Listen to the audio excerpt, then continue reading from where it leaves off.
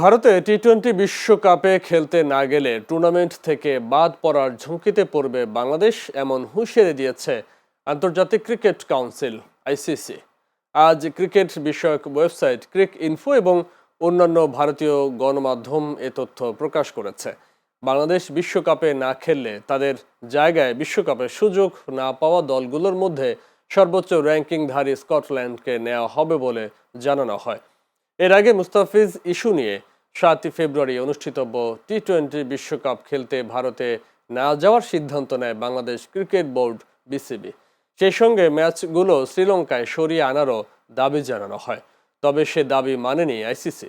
গত 3রা জানুয়ারি ভারতের ক্রিকেট বোর্ডের নির্দেশে বাংলাদেশের পেসার মুস্তাফিজুর রহমানকে আইপিএল থেকে বাদ দেয় কলকাতা নাইট রাইডার্স। এই ঘটনায় বাংলাদেশে ব্যাপক ক্ষোভের সৃষ্টি হয়।